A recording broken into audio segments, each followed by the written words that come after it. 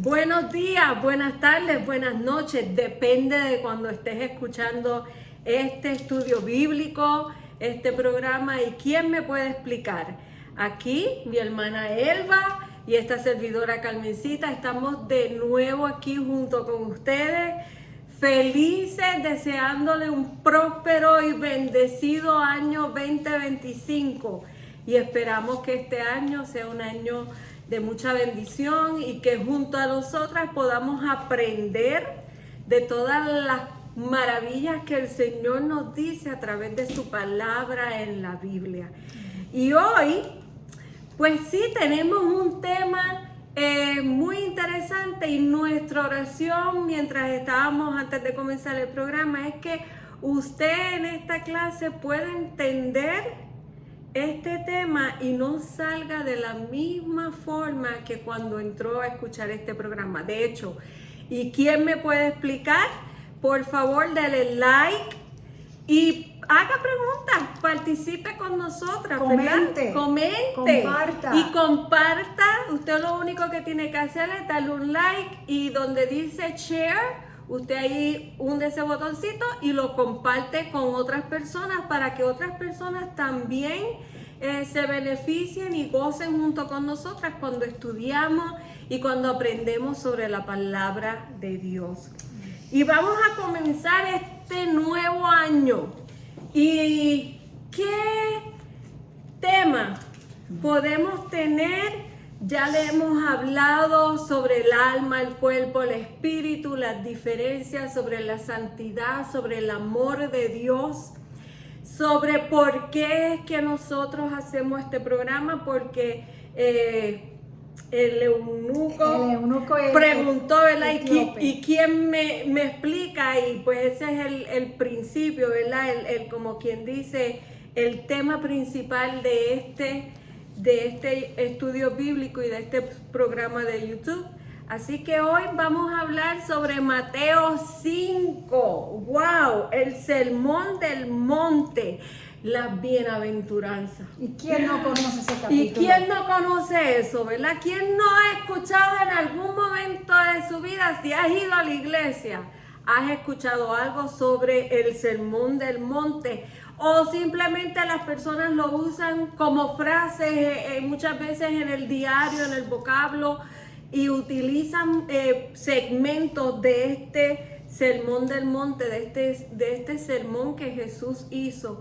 Pero mira, en estas próximas clases te vamos a estar hablando desde un punto de estudio sobre qué verdaderamente significa este sermón del monte. Así que voy a comenzar dándole lectura, y tan solo voy a hacer el 1 y el 3, del 1 al 3. Sí, pero comienza. Sí, correcto. Ajá. Correcto. So, vaya conmigo, y estamos en el sermón del monte, las bienaventuranzas, y el capítulo 5:1 dice: viendo la multitud, subió al monte, y sentándose, vinieron a él sus discípulos, y abrieron su boca, y abriendo su boca les enseñaba diciendo, número 1, que es el 3, ¿verdad? Bienaventurados los pobres en espíritu, porque de ellos es el reino de los cielos. Amén. Amén. ¿Cuántas? Hermosa la palabra de Dios. ¿Cuántas bienaventuranzas dijimos que habían? Son 9. Son 9 bienaventuranzas. 9 bienaventuranzas. Mira, hermano, la pregunta que tenemos que hacernos es: ¿qué es el sermón del monte? Exacto. ¿Por dónde empezamos? Exacto. ¿Qué enseñan las bienaventuranzas? ¿Ok? Dice el versículo primero, en resumen, y sentándose, esa era la postura que acostumbraban los maestros en aquel tiempo. Abrió su boca. Lo que quiere decir aquí es que habló alto y con energía. Con autoridad. Y con autoridad. Y les enseñaba. Es un verbo utilizado en un tiempo imperfecto. Quiere decir que era algo habitual que él hacía, algo continuo que él hacía. Estas enseñanzas de la bienaventuranza están llenas de consejos. Pero lo que yo no sabía es que muchos ven las bienaventuranzas como la declaración del reino de Jesús. Por ejemplo, los revolucionarios norteamericanos tenían la Declaración de Independencia. Exacto. Karl Marx escribió el Manifiesto Comunista. Así que pongámonos en ese marco. Y todo, como Simón Bolívar. Exactamente. Tenía también el que quería las Américas Unidas. Claro. Entonces, podemos ver las bienaventuranzas como la declaración del reino de Jesús. Con este sermón del monte, lo que Jesús hizo fue declaró todo de lo que se trata su reino. Y queremos decir que fue el principio de su... Sí, Okay. ahí voy ya mismo. Dice la palabra, mire, hermano, nosotros utilizamos mucho la imagen del reino. Y nosotros decimos que Jesús es rey. Y nosotros oramos y decimos, vénganos su reino. Sin embargo, yo me atrevería a decir que conocemos poco acerca del reino de Dios. Sin embargo, cuando Jesús vino, Él empezó su ministerio diciendo, arrepentíos porque el reino de los cielos se ha acercado. Mire, hermano, cuando yo estaba estudiando esto, yo me puse a buscar todos los versículos que hablan acerca del reino de Dios. Y él, cada vez que Jesús iba a enseñar algo, decía, el reino de los cielos es semejante a. El reino de los cielos es semejante a. Pero nosotros como que no entendemos ese concepto del reino. No tenemos la mentalidad del reino. Sí, y de lo que tú dijiste, para que usted lo busque, está en Mateo 3, y dice así, en aquellos días vino Juan el Bautista predicando en el desierto de Judea y diciendo, arrepentíos porque el reino de los cielos se ha acercado. Exactamente. Mira, hermano, tenemos que empezar a desarrollar un poco mejor esta mentalidad de reino. Si es que decimos que Jesús es rey, sabemos que es rey. Y la palabra habla de que Él va a establecer un reino físico aquí, el milenio. Y también habla la palabra de que es un reino eterno. Es un reino eterno. ¿Y tú sabías que las escrituras hablan de que nosotros, la iglesia, los cristianos, vamos a co-reinar con Cristo? Oh, yes. Entonces, dime. Sí, porque es que tú, o sea, volvemos. Tú sabes lo que es que yo correine. Que correine. Oh my goodness, que yo voy a ser parte de eso. Vamos a trabajar en ese reino, correinar. Entonces, cuando tú le dices esto a algunas personas, te miran como, ¿de qué tú hablas? Bueno, pues yo le voy a dar algunos versículos para que no me crean a mí. Bueno, créanme, porque yo estoy basándome en las escrituras, pero se lo voy a demostrar por las escrituras. Están, y esto para después, no los podemos leer todos, pero mire, 2 de Timoteo 2, 11 al 13, habla de nosotros correinando juntamente con Cristo. Daniel 7, 27. Apocalipsis 20 del 1 al 15. Primera de Pedro 2, 9. Primera de Corintios 6, 1 al 20 y 4, el versículo 8, también de Primera de Corintios. Y si te digo aquí también en Mateo 4:23 dice, y recorrió Jesús toda Galilea, enseñando en las sinagogas de ellos y predicando el evangelio del reino. Exacto. Es un evangelio que él predicaba, era del reino. Entonces, para hablar de las bienaventuranzas, tenemos que hacer énfasis en el reino. Exacto. Porque si lo vamos a considerar la declaración del reino de Jesucristo, pues tenemos que hablar del reino, de nosotros como correinantes. Jesús al entrar al panorama del mundo, Él no vino como figura política, Él no vino como a darnos bendiciones materiales per se, ¿verdad? Al contrario, a él lo crucificaron porque se dieron cuenta que no era el Mesías político que los venía esperando. Y lamentablemente hasta nosotros los cristianos estamos esperando Mesías políticos.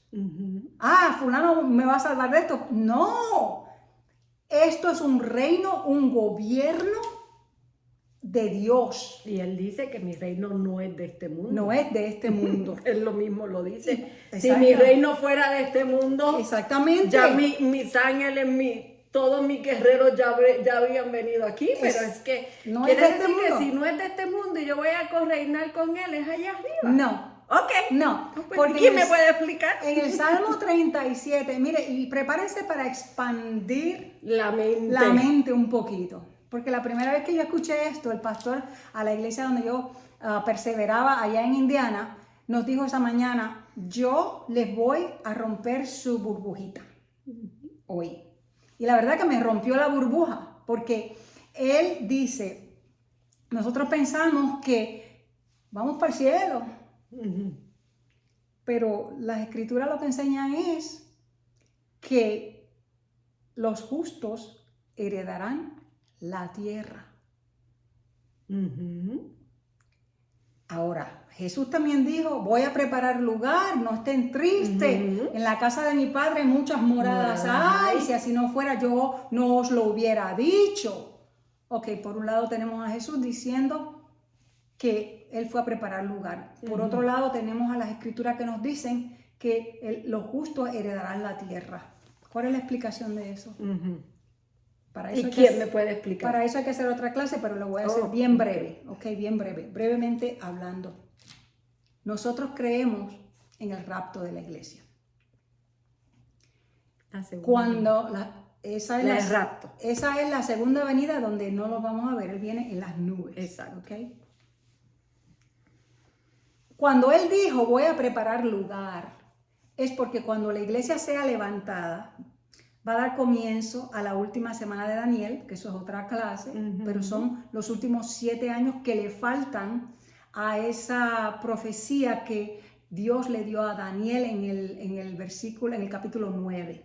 Un día de esto vamos a entrarnos a eso. Cuando la iglesia se va a estar allá, en el cielo con Él, en esas mansiones. Aquí va a haber todavía vida. Exacto. El mundo no se va a acabar. ¿Ok? Después de la guerra de Armagedón, vienen cielos nuevos y tierras nuevas. Entonces viene Jesucristo a reinar en el milenio. Por 1000 años Satanás va a ser amarrado. ¿Okay? Ahí es donde nosotros vamos a correinar. Ahí es donde yo voy a correinar con Cristo. Yo no sé qué. Pues yo voy a ser una reina. Yo no sé qué me va a poner a hacer el Señor. Yo voy a ser reina. Porque aquí va a haber actividad. Yo no sé. Aquí va a mí que me ponga allá en la playa, pero en un apartamentito. Él te va a romper la burbujita aquí arriba. Dios mío. Mira, en esos 1000 años nosotros vamos a estar correinando, trabajando. Aquí va a haber agricultura, aquí va a haber comercio, porque aquí van a haber seres humanos. Una tercera parte que dice en Apocalipsis que se salvaron después de la guerra de Armagedón.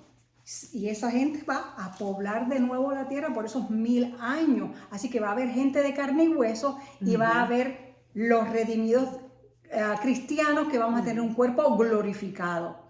Yo sé que esto es mucha información, pero yo le estoy dando un preámbulo sobre el reino. ¿Ok?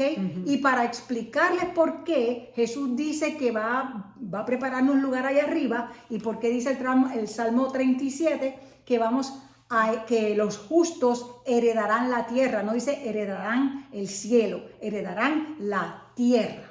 Porque aquí va a haber vida y movimiento y comercio por esos 1000 años. Bueno, vamos a dejarlo ahí. Si tienen alguna pregunta, por favor escríbanla. Por favor escríbanla y nosotros con la ayuda del Espíritu Santo estudiaremos y se las contestaremos. Ok, entró Jesucristo al panorama mundial. Con un mandamiento. Con un mandamiento. Arrepentíos. Eso viene de la palabra griega metanoia. ¡Uy! Metanoia. ¿Qué quiere decir? Cuando usted le dice arrepentido, ¿qué es lo que usted piensa? Ay, todo lo malo que yo he hecho. Ay, las cositas que hice y las que todavía hago. Como que te dé pena. Pero Como ¿sabes lo que que hice. Sí, exacto. Pero tú sabes Como lo que quiere decir arrepentido. Metanoia. Cambien de mente, que llegó una información nueva. Y eso es difícil, cambiar de mente. Por eso dice Okay. que renovemos nuestro pensamiento. Exactamente, aquí lo escribí. Por eso dice que tenemos que renovar nuestro entendimiento. ¿Ok? Dice, no se conformen en este mundo, transformados en el espíritu de vuestra mente. Arrepentirse es cambiar de mente. Esto es lo que yo creo, esto es lo que me está diciendo Jesús. ¿Ok? Esto es lo que mi alma anhela, mi alma, mi carne, mi ego, pero eso es lo que me dice mi espíritu. Que exactamente. Mire, hermano, cuando nosotros empezamos a entender que arrepentirse quiere decir cambiar de mente. ¿Cómo cambiamos de mente? Escuchando la escritura, estudiando esto que estamos haciendo. Y esa palabra tiene un poder que limpia, que transforma. Yo lo he visto en mi vida, lo he experimentado. Y un día tú te das cuenta, las cosas que me gustaban del mundo no me gustan ya. O no es que no me gusten, es que ya no me llenan. Antes yo lo hacía y era como ese placer, como sí. Hablábamos hoy, pero eso ya no me da gozo. O sea, las cosas del mundo ya no te dan ese placer, ese gozo que te daban antes, porque es insignificante ya. Sí, mira, hace un tiempito yo me gustaba mucho Rafael, que tengo el corazón en carne viva, que yo no sé olvidar, como ella olvida, y yo me encantaba esa canción, y cuando yo la escuché, y dije, ¿qué? Ay, gracias Señor que tú me libraste de todas esas pasiones. Pero eso es un ejemplo de cómo la palabra comienza a cambiarte. Hoy cantábamos el último coro que estábamos cantando en la iglesia, transfórmame, solo tú puedes transformarme. Pero ¿cuántas veces no tratamos de transformar al hermano? O me tratan de transformar a mí. Queremos cambiar a todo el mundo, pero no podemos cambiar a nadie si no empezamos por nosotros. Si no empezamos a renovar nuestro entendimiento. No sé si queda claro lo que yo estoy tratando de explicar. O sea, lo que ella aquí quiere decirle es que cuando tú te arrepientes, es que estás haciendo algo que tú sabes que no está bien y te está diciendo cambia. O sea, esa forma de tú hacer que no te hace bien, cámbialo en tu mente, cámbialo en tu ser, cámbialo en tu sentir, y entonces tú puedes ver lo que es correcto o lo que está bien. Exacto. Jesús Vamos dijo, a poner, porque lo que es correcto para ti tal vez no es para mí, pero lo que a mí me hace bien. La palabra es la que cambia. El Espíritu Santo es el que te ayuda a renovar tu entendimiento. Hay una nueva información. Jesucristo entró al panorama humano, mundial, con una información nueva. ¿Cuál es esa información nueva? Mire, yo les di la ley es un tipo de lo que iba a venir. La ley, guardar la ley es lo que guardar la ley no te salva. Viene Cristo, apunta a un rey. Ahora es la ley del Espíritu. Y es esa ley del Espíritu que va moldeando, cambiando tu pensamiento. Porque en Proverbios dice, así como piensa el hombre es él. Algunos dicen, somos lo que comemos. No, la Biblia dice, somos lo que pensamos. Así que hay que transformarnos en el espíritu de nuestra mente. Y a eso vino Cristo. Pero como a la gente no le gusta cambiar, pues ya saben lo que pasó.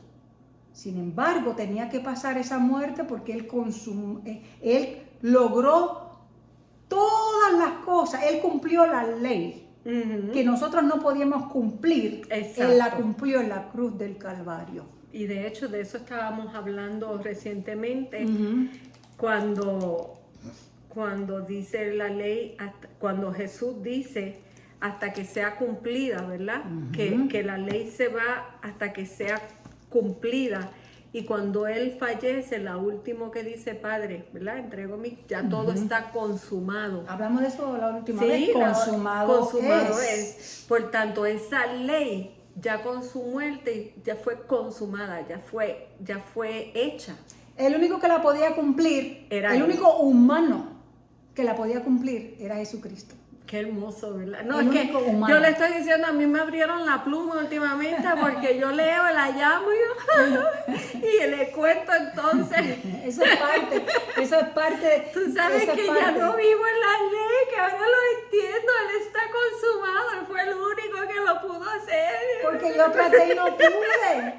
Exacto. Tú sabes. Entonces, eso no quiere decir que es excusa para pecar, como lo habíamos hablado la otra vez. Porque cuando tú comprendes eso, tú lo que haces es un amor. Te da un dolor tan grande porque tú entiendes que Dios se duele con nuestro pecado, como te lo indicó en Génesis 6. Estábamos leyendo sobre eso y cuando Dios dice que Él se dolió en su corazón, y yo sé que estamos brincando, pero No, es que todo conecta. conecta. Tú sabes lo que es que a Dios le dolió su corazón y de repente a mí me dolió porque a Dios le dolió y yo llamo a mi hermana Elba y le dije llorando. Pero ya que eso a me Dios había pasado a mí. Que a Dios le dolió su corazón, pero ¿cómo es posible? Y eso es lo que nació en mí, es como un amor, ese primer amor de que te habla tanto Jesús. Ella está hablando de Génesis 6, Sí, leando, de leando, cuando dice de que verdad Dios que vio y vio que de continuo el hombre en su corazón era el Era pecado y la malo. maldad.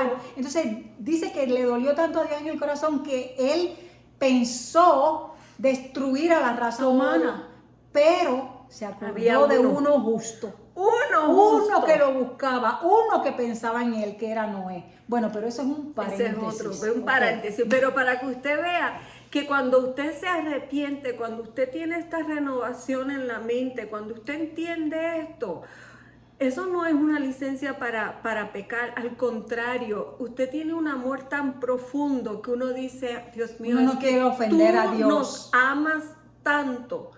Tú nos amas tanto porque el hecho nada más de yo sentir, Dios, a ti te debe doler el corazón ahora con nuestra indiferencia. Porque nosotros somos unos indiferentes ante las cosas del Señor. No te digo que a mí me dio un sentir que entonces yo no quiero hacer nada que ofenda a Dios porque a mí me duele. Y el problema es que como estamos en la carne lo vamos a hacer. La diferencia es que como tenemos el Espíritu Santo nos vamos a arrepentir. Léalo, Génesis 6, eso es bien revelador. Yo tuve la misma experiencia. Sí. Yo sentí una empatía con Dios. Yo dije, Él tiene corazón como yo. Él le duele el corazón como me duele a mí. Léalo. Bueno, volviendo a la bienaventuranza, volviendo al rey, a lo del reino. Oramos. Jesús nos enseñó a orar. Vénganos tu reino. Nosotros entendemos lo que estamos orando.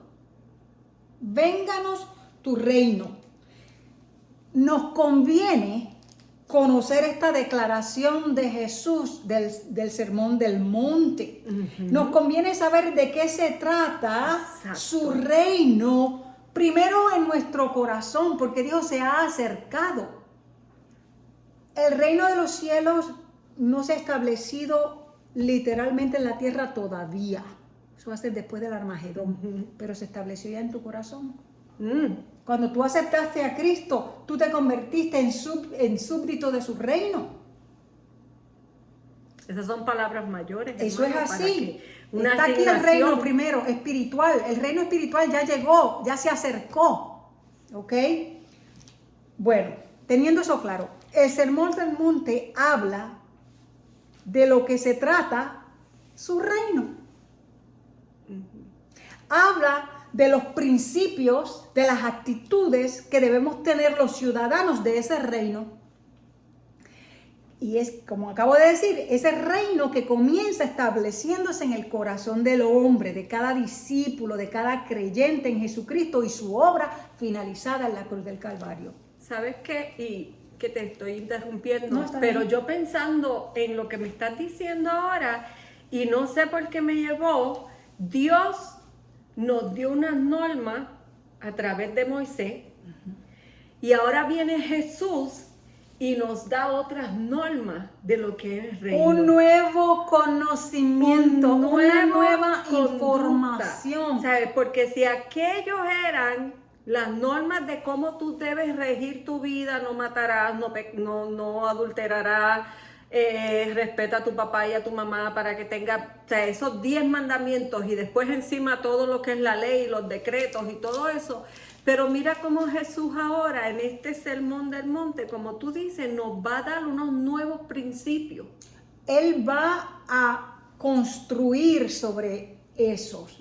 Porque acuérdate que esos mandamientos se basaban en las obras. Ahora los mandamientos de Cristo se basan en la fe. Por eso dice la ley de Jesucristo. Está la ley de Moisés, donde Moisés era el mediador, y está la ley de Cristo del nuevo pacto, donde Jesucristo es el mediador. Es que mira, esto fue un... ¡Wow! Así ahora el Espíritu de Dios. Volviendo, esto es clave que lo entendamos. El Sermón del Monte habla de lo que se trata su reino. Habla de los principios, las actitudes que debemos tener los ciudadanos de ese reino. ¿Ok?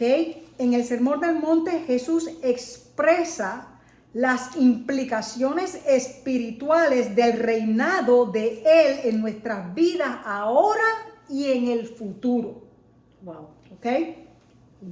Escuchen lo que está diciendo. Es importante entender que el Sermón del Monte no se refiere a la salvación como tal, Exacto. sino que pone a la disposición del discípulo, usted y yo, creyentes, discípulos, pone a nuestra disposición una información nueva que le ayuda a entender acerca de Jesús en su papel de Rey. Y cómo esas enseñanzas se traducen en ética y conducta cristiana diaria. ¿Qué es lo que estamos diciendo? Moisés, Dios durante los mandamientos te va a decir cómo tú tenías que vivir tu vida en ese tiempo. Y viene Jesús y te está diciendo, pues mira, ahora estas son las normas que yo quiero que tú aprendas y las utilices para que puedas vivir en este tiempo de la gracia. Amén. Antes la salvación era por obras. Si tú no cumplías la ley, no te salvabas. Y dice que nadie las podía cumplir. Entonces, ¿quién se salvó? Bueno, para eso ellas tenían matando sus becerritos, sus corderitos. Entonces dice en Hebreos 11, está bien claro algo que dice que ellos murieron sin haber recibido. Ellos depositaron la fe en el Mesías que habría de venir. Y en ese sentido ellos sí fueron salvos. ¿Okay? Exacto. Así que nosotros, la salvación es por fe y por gracia. ¿Ok? Bueno. Es que Vamos entendiendo. Vamos entendiendo. Porque es que no, yo no estoy diciendo que yo estoy fascinada. Y Yo eso no- que todavía no estamos en el primero. No, yo no estoy diciendo que las obras no son importantes. Sí, son importantes, Las son obras, normas. de hecho, el juicio del cristiano, nosotros vamos a pasar por un juicio final, pero no es para salvación, es para obra. Entonces el Señor nos va a dar premios, nos va a dar coronas. Entonces, porque es de acuerdo, ese sí es de acuerdo a las obras para recibir un premio de coronas, no de salvación. Ya la salvación la tenemos. Pero ¿ok? ese es otro Esa es otra otra clase. Ok, bueno. Que de hecho también me puse a llorar por eso. Porque dije, ay, si yo no voy a tener corona para poner los pies de Cristo. Pues yo quiero Pero esa tener es otra corona. clase. Yo quiero tener corona para poner a los pies del Señor. Bueno, aquí en el Sermón del Monte Jesús le estaba dando a sus discípulos un mensaje para que ellos se lo pasaran a futuros discípulos. Usted y yo como discípulos tenemos que pasar este mensaje del Sermón del Monte. Y me preguntaba yo, ¿lo estoy pasando? Si yo no entendía el Sermón del Monte hasta que yo hice este estudio. Bueno, es claro que el Sermón del Monte tuvo un impacto importante en la iglesia primitiva, pues ellos hacían referencia constante al Sermón del Monte. Exacto. Lamentablemente, hermanos, tenemos que preguntarnos si la iglesia contemporánea, si el impacto del Sermón es el mismo impacto del Sermón del Monte que tuvo la iglesia primitiva. ¿Nos impacta de la misma manera? ¿Nos ha impactado de la misma manera? Esa es la pregunta que nos tenemos que hacer. Nos hemos olvidado del Sermón del Monte. Entonces, yo puse una nota que es mía. Y es porque, en mi opinión, pocos cristianos contemporáneos entienden en realidad el mensaje del Sermón del Monte. Esa es mi opinión. O no nos interesa. O no nos interesa. O se nos olvidó. No se habla mucho en las iglesias del reino. No. Dice, pero nosotros vamos a cambiar eso empezando con este estudio. Hoy. ¿Ok? Son 9 y hoy las vamos, mira, durante estos domingos usted esté pendiente conectado con nosotras. Tome nota. Mire, simplemente dicho, las bienaventuranzas enseñan cuál debe ser el carácter del ciudadano del reino. Eso es todo. El Sermón del Monte te explica el carácter, los rasgos, las actitudes que debe tener un discípulo y un ciudadano del reino. ¿Qué rasgos de carácter debemos tener los cristianos o los ciudadanos del reino? Esa es una pregunta que nos tenemos que hacer. La primera parte del Sermón del Monte se conoce como las bienaventuranzas. Eso lo que quiere decir son bendiciones y se traduce también como felices son. Exacto, porque tú tienes que entender las definiciones de lo que se habla. Claro. Bienaventuranza, pero si yo no entiendo qué es una bienaventuranza, ¿de qué ella está hablando? Si me estás diciendo que son las bendiciones, quiere decir que esto que se está hablando aquí es para tu bendición. Exactamente, para tu bendición y para tu felicidad. Para tu edificación. No para el placer, para el gozo, como decía hoy el pastor. El gozo. El gozo. En este escrito o declaración del Sermón del Monte, pastor, lo amamos mucho, ¿sabes? Sí, se le deja saber a los ciudadanos cuáles son las actitudes en las cuales debemos perseverar debemos estar en esas actitudes o rasgos y debemos también perseverar en ellas. ¿Ok? Los ciudadanos tienen y están aprendiendo. En otras palabras, nosotros somos pobres de espíritu, nosotros lloramos, nosotros tenemos hambre y sed de justicia. Las 9 las tenemos, pero a la vez las tenemos que desarrollar.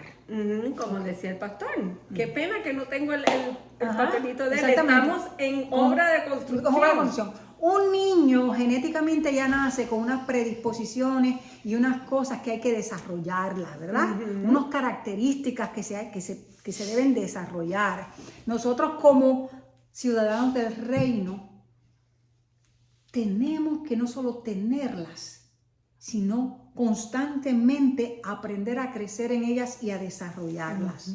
¿Eso está claro? Sí. Ok.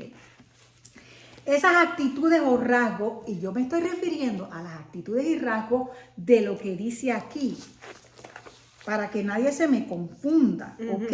Esas actitudes son ser pobre de espíritu, llorar, ser manso, tener hambre y sed de justicia, misericordioso, síguela, limpio de corazón, los pacificadores y los que sufren, los que son perseguidos.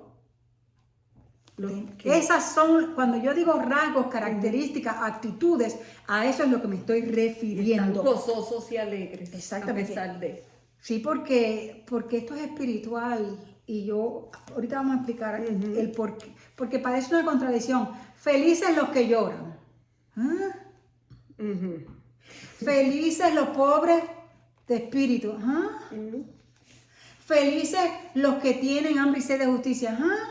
Pero él mismo te lo dice. Felices los pobres de espíritu porque ellos heredarán el reino. Felices los que lloran porque ellos serán consolados. Cada una de esos rasgos o actitudes del reino trae una bendición.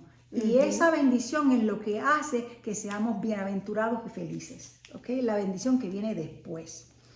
Leo de nuevo. Esas actitudes o rasgos, que son 9, son marcas. O sea, nos describen y son a la vez metas que perseguimos. ¿Esto está fácil de entender o no? Sí, porque es lo mismo. O sea, si yo me aprendí desde chiquito, y tú sabes qué pena que las escuelas bíblicas o los estudios bíblicos nos enseñan los 10 mandamientos, pero no nos enseñan los rasgos y las actitudes del sermón del monte. Del sermón del monte, porque si a mí me dicen no matarás, que tienes que ir a la iglesia, que sé yo qué, todas son, ¿verdad? Formas cosas que me ayudan a mí a llevar una vida en orden.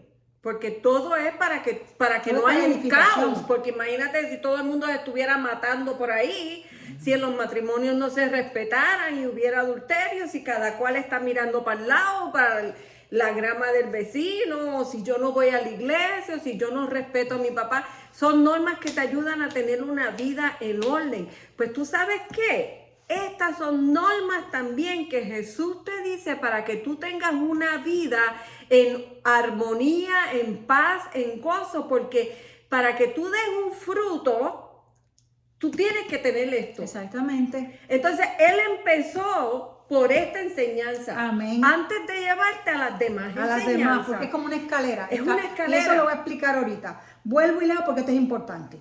Esas actitudes y rasgos que Jesús nos enseña en el Sermón del Monte son marcas que nos describen y son a la vez metas que perseguimos.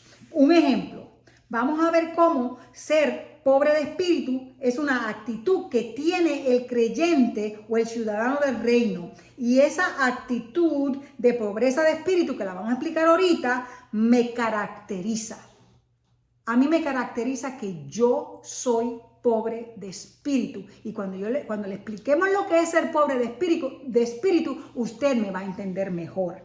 Pero cuando el ego se impone, yo tengo yo tengo que tener por meta ser pobre de espíritu. Porque a mí se me sube el ego de vez en cuando y me tengo que acordar, no, Padre. Y ahí me arrepiento otra vez de esa característica de ser pobre de espíritu que la vamos a explicar ya mismo. ¿Ok? Bueno, estamos bien hasta aquí, ¿verdad? Sí. Ok. Si tú dices conocer a un cristiano, pero ese cristiano no demuestra pobreza de espíritu o cualquiera de las otras 8 características de un súbdito del reino, entonces tú puedes justamente dudar de su salvación. Ups. Pero si él o de que aceptó a Cristo como su Señor y Salvador. Exacto. Pero si esa misma persona afirma haber dominado todas las 9 atributos y características y rasgos que Jesucristo nos explica ahí en el Sermón del Monte, entonces tú puedes cuestionar su honestidad. Porque nadie en este mundo completamente las va a dominar todas. ¿Ok? Es un proceso. Un proceso. Y ahora, esto va a tener sentido ahora cuando expliquemos. Como nadie hace los 10 mandamientos a la perfección. Exactamente. No, nadie. Por eso Cristo tuvo que morir. Pero tú tienes, lo mismo. Pero tú tienes gente pensando que los tienen que hacer porque si no pierden la salvación. Bueno, por eso ya lo tocamos. Otro tema. Bueno, Mateo 5:3. Ese es el primer rasgo, atributo o actitud que tiene que tener un creyente en Cristo. Y lo leo de nuevo.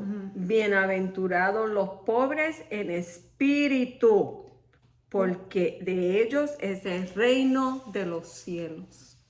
Ese no fue escrito primero por casualidad. No. Ese es el fundamento, el primer escalón de la escalera de los otros 8, y le voy a explicar por qué. Ahorita se lo voy a explicar. Estos atributos, actitudes, características, rasgos que debe tener el cristiano y que a la misma vez los tiene por meta, hay que verlos como escalones. Este es el primer escalón. Pobreza de espíritu es el primer escalón o peldaño, ¿ok? Dice desde el primer, ok, o peldaño. Porque vamos a ver cómo un rasgo da paso al otro rasgo. Yo no puedo llorar si no soy pobre de espíritu. Y ahorita te voy a explicar por qué. Aquí te lo digo. Tú no puedes llorar si primero no te reconoces pobre de espíritu, porque lo que te hace llorar es cuando tú reconoces tu condición de pobre de espíritu, y veremos cómo es así sucesivamente. Tenemos que ver las bienaventuranzas como una escalera. ¿Por qué son bienaventurados o felices los pobres de espíritu? Dijimos porque cada uno tiene una recompensa. La recompensa de este escalón, de este atributo, de este rasgo es porque heredarán ¿qué? El reino de los cielos. El reino de los cielos. ¿Cómo podemos reconocer nuestra pobreza de espíritu? Eso es una pregunta obligada. Y yo le había comentado que antes, pues, en muchos sitios que tú vas, en muchas iglesias que tú asistes, o yo no sé, cuando era pequeña, era como que era pobre. Como que se quedaban ahí, bienaventurados los pobres. Pensaban que eran bienaventurados los pelados, los que no tienen chavos. Los que no tienen dinero. De eso no se está hablando y ahí. entonces y no fue como que, yo creo que de adulta, yo cuando, espérate, pero es que no bienaventurados los pobres. Eso no se habla de eso. Bienaventurados los pobres en espíritu. Entonces tú ves a muchas personas que si son pobres, ay, sí, yo soy bienaventurada, yo voy a heredar el reino. Entonces, uno creció con esa mentalidad. Por eso es que hay que entender estas bienaventuranzas. No es eso. No es eso, no es una... Explícame qué no es. es una entonces. pobreza económica, es una pobreza espiritual. Exacto. ¿Cómo reconocemos nuestra pobreza de espíritu? ¿Quién es la persona que es pobre de espíritu? Hay que saber quiénes son porque de ellos es el reino de los cielos. Ser pobre de espíritu no es la confesión de alguien que por naturaleza es insignificante o sin valor. Eso tampoco es ser pobre de espíritu. Sí, porque entonces era como el que, tú sabes, iba por ahí así. Sí, cabizbajo. ¿Qué? No, es que no. Entonces, no hagas ruido, no, eso sabes, no seas es. loca así, ni llegué, no, ¿sabes? no sean como ella. Hay que ser pobre. No como yo, no hay dos. Bueno, vuelvo y leo. Ser pobre de espíritu no es la confesión de alguien que por naturaleza es insignificante o sin valor, sino que es la confesión de que él es pecaminoso y rebelde por naturaleza y es absolutamente sin virtudes morales adecuadas de acuerdo a los estándares de Dios. Porque nosotros los hombres tenemos estándares también. Y aquí nosotros nos juzgamos unos a otros. Ay, qué bueno es ese. No, aquí estamos hablando de acuerdo a los estándares de Dios. El que es pobre de espíritu es el que se sabe que no tiene ninguna virtud espiritual adecuada sin Dios. Exacto. ¿Ok? Bueno, ellos reconocen que no tienen ningún bien espiritual. Saben que están en bancarrota espiritual. En el griego antiguo se utilizaban dos palabras para describir pobreza. Una describía un hombre pobre y otra describía un hombre verdaderamente pobre. En la bienaventuranza, la palabra que se usa es bienaventurados los verdaderamente pobres. Esa es la que se está usando en esta traducción, ¿ok? De espíritu. De espíritu. Este sentido particular de pobreza de espíritu no puede lograrse por uno mismo. Ahí viene el punchline. Sino que es la obra del Espíritu Santo al convencerte de pecado y de tu condición y mi condición caída y de mendigo. acuérdase, cuando usted nace con su alma, ¿verdad? Y su físico. Tu alma va a buscar lo que a ti te gusta, lo que a ti te agrada. Tú sabes, tú vas a querer en tu carne complacer, que si tengo hambre me quiero comer algo dulce, y aunque tengas diabetes, aunque sabes que no debes porque tienes el colesterol alto, lo que sea, pero esa chuletita bien, ay, yo me la voy a comer, que se chave, ¿verdad? Como decimos en mi país. Eso es buscar el ego, mi carne, siempre lo que yo quiero. Entonces, aquí viene y entra el espíritu. Exactamente. Y me está diciendo entonces, espérate, que yo me tengo que regir por él. En otras palabras. Cuando mi carne hay, a mí me gusta complacer a mi carne. En otras palabras, usted no se puede convencer a usted mismo de pecado. Es simplemente el Espíritu Santo que lo puede convencer de pecado. Y es el Espíritu Santo que lo puede convencer de que su espíritu es pobre. ¿Ok? Bueno. Ahí es donde entran los carnales. Podemos decirle, en esa lucha entre el alma y el espíritu, y para que tú puedas darle paso al espíritu, tú tienes que ser pobre. Exactamente. Mire, hermano, hablábamos esto es tuyo, Señor. Yo no puedo. En aquella otra clase hablábamos que cuando usted viene a Cristo, su espíritu es vivificado. Ahí es que usted comienza la iluminación y comienza a entender un montón de cosas. Este sentido particular de la pobreza de espíritu no puede lograrse por uno mismo, sino que es obra del Espíritu Santo, que eso quede claro. ¿Okay? Si tú me dices a mí que yo soy pobre de espíritu y yo no tengo esa revelación, yo me voy a molestar contigo. Pero si el Espíritu Santo me revela que yo tengo pobreza de espíritu, yo voy a llorar. Ahí que le da paso a la segunda. Exacto. Ok, dice, esta bienaventuranza es la primera porque es el punto donde todos comenzamos con Dios. El punto de encuentro con Dios, el punto verdaderamente de encuentro con Dios es cuando tú reconoces con la ayuda del Espíritu Santo que tú eres un pobre de espíritu. ¿Okay? Y sin Él yo no puedo lograr nada. No podemos lograr nada lo que queremos si no tenemos el Espíritu. Solamente por el medio del Espíritu Santo nosotros podemos aceptar nuestra baja condición espiritual y nuestra necesidad de Él. Amén. Que sin Él, podemos entender que sin Él no somos nada. Eso es un comentario que hizo Spurgeon.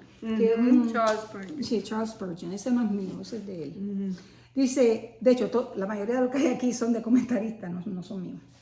Dice, ¿por qué es bienaventurado ser pobre de espíritu? Porque de ellos es el reino de los cielos.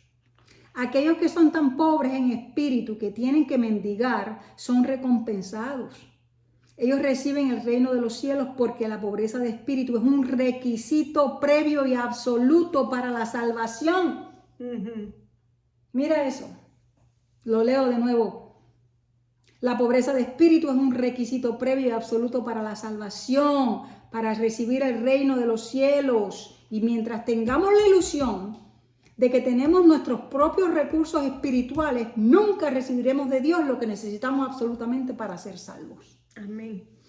Esas son palabras mayores. Sí, eso significa, significa, mira, que tú tienes que estar vacío para tú recibir ese espíritu y que more en ti. Yo tengo que estar vacía. Exactamente. Por eso es que dice, ahora que tú hablas de eso, por eso es que dice que el reino es como es de los niños. Exacto. Porque los niños son así. Los niños, lo que su papá y su mamá digan, eso es lo que es. No lo cuestionan. No lo cuestionan. Se pueden revelar, pero no lo cuestionan. No lo cuestionan. No. Y que nosotros tengamos esa pobreza de espíritu, que digamos, Señor, si tú lo dices, eso es. Punto. Se acabó. Wow. Ok, así que entendimos eso, ¿ok? Otro moment. Sí, porque la pobreza de espíritu, vuelvo y leo, es un requisito previo y básico y absoluto para la salvación. Por eso es el primer escalón. Dice que si tú tienes ilusión de que tú tienes algunos recursos espirituales por ti mismo, ¿qué fue lo que Jesús le dijo a los fariseos cuando ellos estaban en una discusión No, porque nosotros estamos bien. No, si no con ustedes que yo estoy bregando. Ustedes se creen bien, ustedes no me necesitan porque ustedes no necesitan médico. Yo estoy bregando con los que me necesitan. Con los que necesitan médico. Pero como ustedes dicen estar bien, pues yo voy a perder el tiempo con ustedes. Así que dejémonos de ilusiones de que tenemos algún recurso espiritual. ¿Ok? Por eso es el primer escalón básico y fundamental para que aguanten al resto de las bienaventuranzas, que son rasgos, como habíamos dicho, y actitudes de los cristianos en el reino. El reino de los cielos no es dado en base a raza, méritos ganados, condecoraciones militares o a la riqueza de Zaqueo. ¿Se acuerdan de Zaqueo? Exacto. El reino de los cielos es dado a los pobres. De espíritu. De espíritu. A los publicanos despreciados. Es dado a las prostitutas. A aquellos que son tan pobres de espíritu que saben que no pueden ofrecer nada. Y ni lo intentan, como los religiosos. Los religiosos siempre estaban tratando, y los fariseos, ellos siempre estaban tratando de ofrecer algo y de decir que estaban... Ellos estaban bien. ¿Ok? Sí, ellos claman por misericordia y solo ellos son escuchados. El pobre de espíritu clama por misericordia y solo ellos son escuchados.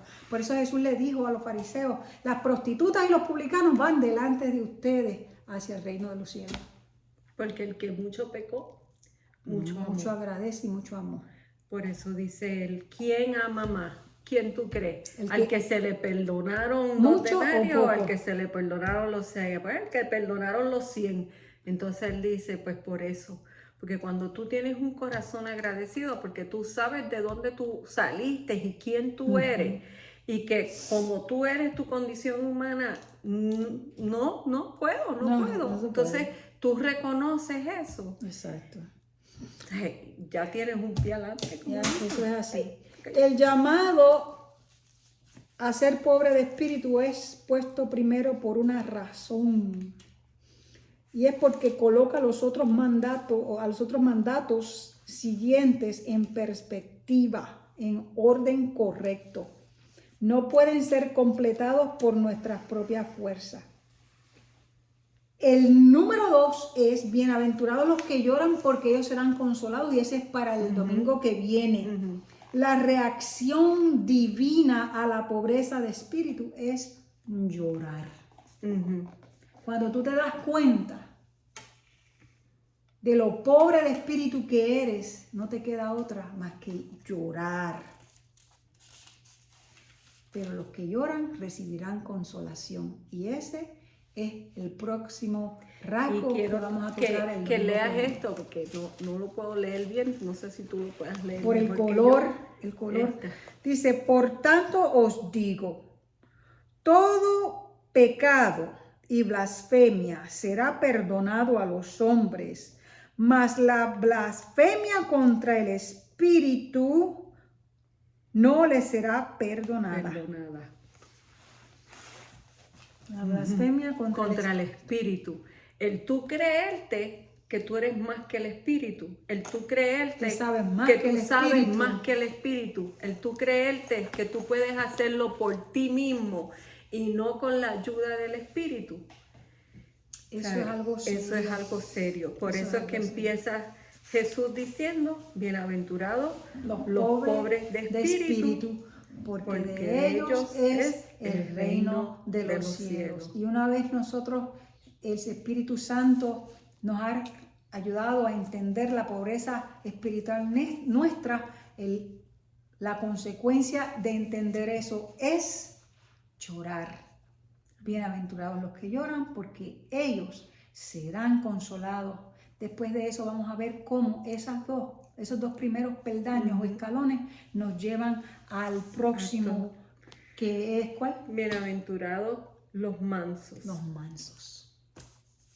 Porque ellos verán a Dios. Porque de ellos recibirán la tierra por heredad. La tierra por heredad. ¿Qué recibirán? La tierra. No el cielo, es la tierra. La tierra. La tierra por heredad. Amén. Así que yo entrego esta parte. Respiramos con una oración. Ok, amado Dios y Padre Celestial, te damos Gracias, gracias por tu Señor. palabra y confiamos por la fe en Jesucristo que ella va a ser mella en los corazones de todo aquel que nos escuche, Señor. Padre, gracias por esta revelación de esta Sí, declaración del reino de Jesucristo. En el nombre de Jesús. Amén. Hemos orado. Nos vemos en la próxima. ¿Quién me puede explicar? Dios me los Dios los bendiga. bendiga. Bye bye. Bye.